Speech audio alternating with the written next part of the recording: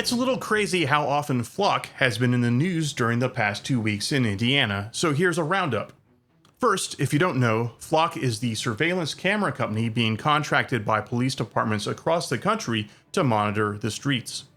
While police departments like the cameras, opposition has been rising nationwide from both the left and the right due to privacy concerns. Here's a list of what has been going on in Indiana. I'll go through each one individually in just a moment. First, this week, nationwide, Flock has revised data access and default data retention length. Indiana Congressman Marlin Stutzman wants to pursue federal legislation to rein in Flock after his experience with a traffic stop. Attorney General Todd Rokita discussed the cameras on WIBC, the Indianapolis radio station. Lieutenant Governor Micah Beckwith is talking with lawmakers about possibly limiting Flock. A Manchester, Indiana man allegedly was stalked by local officials using Flock. An Indianapolis police officer was suspended for allegedly making private use of Flock. Indianapolis police used license plate readers to identify suspects in a $2 million jewelry heist. It's alleged the suspects are linked to Tren de Aragua, the Venezuelan gang. 2 men were arrested in Muncie for removing a Flock camera. The Fort Wayne Police Department decided against using Flock audio, while the Fort Wayne City Council is considering removing the cameras. There were protests last week in Owen County, and there were more scheduled for August 15th in Owen and Greene counties. Lafayette has established a Technology and Privacy Advisory Committee. Monroe County will pay up to $3,000 to stop using Flock. Michigan City tabled a $300,000 Flock expansion, and Brownsburg's police chief defended Flock's use. First, in MIT Technology Review, Flock is tightening its rules in response to a growing surveillance backlash. Flock is changing officers' access to its nationwide network of license plate readers. It's an apparent effort to quell a growing backlash and win back contracts lost amid concerns about mass surveillance and police abuse.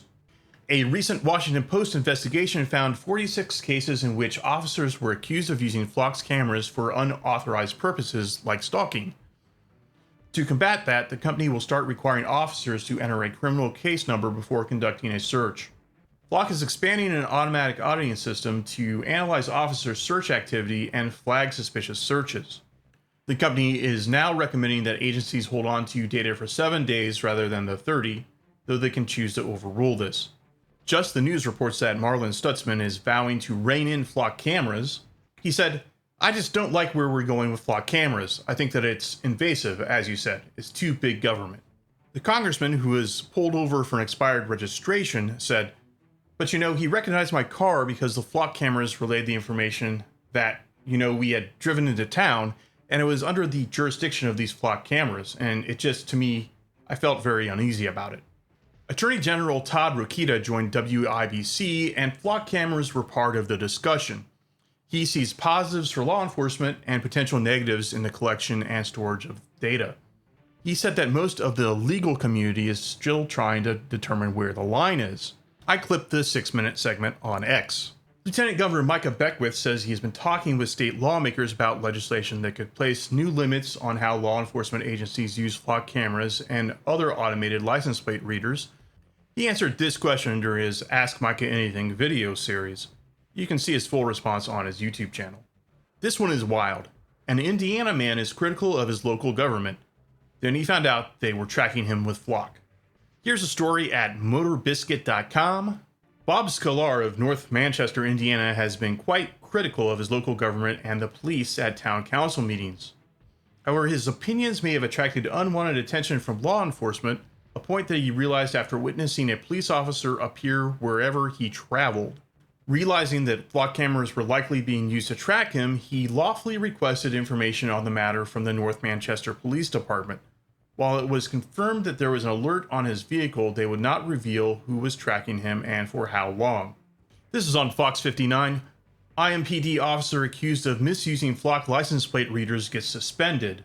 Indianapolis Police Chief Tanya Terry says, "This technology we know saves lives every day in this community," but she acknowledges that the public deserves guardrails. However, she says the cameras should not be eliminated. "I think we indict the conduct, we don't indict the technology.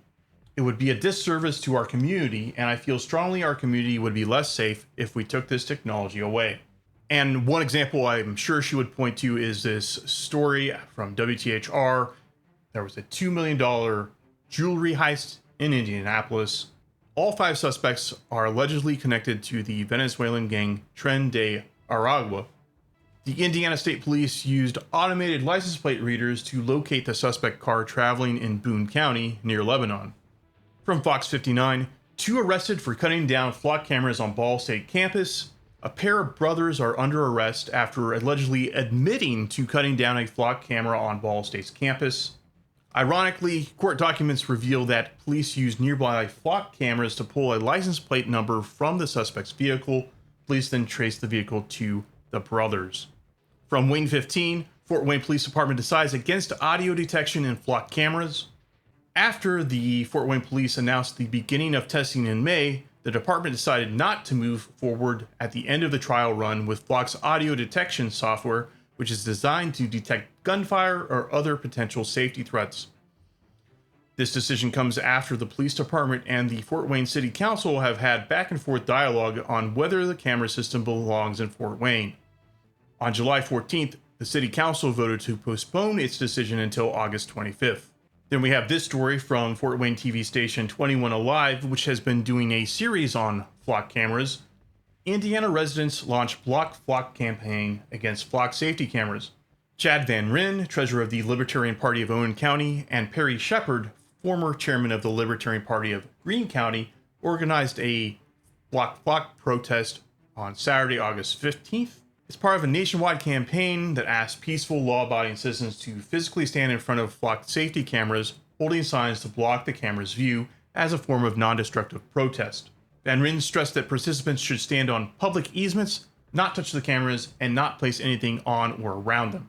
And those same guys were interviewed last week protesting in Owen County by the Linton News. You can find that video on the Linton News' YouTube channel. From Star City News, Lafayette to establish Technology and Privacy Advisory Committee. The committee will be in charge of reviewing the city's use of technology and related policies. Its goal will be to foster transparency, accountability, privacy, and protection of residents' constitutional rights, according to a news release. That story didn't specifically mention Flock, but it seems like that committee is probably in response to Flock concerns. Looking at the map on DFlock, it looks like Tippecanoe County may have as many as 60 cameras. Next, Monroe County ditches Flock cameras, cites privacy concerns. Cameras will be removed in both Monroe County and the city of Bloomington after both decided to end their contracts with the company calling the technology mass surveillance. Monroe County has only 6 cameras. I pointed out it may be up to $3,000 to cancel Flock a year early. You can watch the July 23rd commissioners meeting at the 51-minute mark for that cost estimate.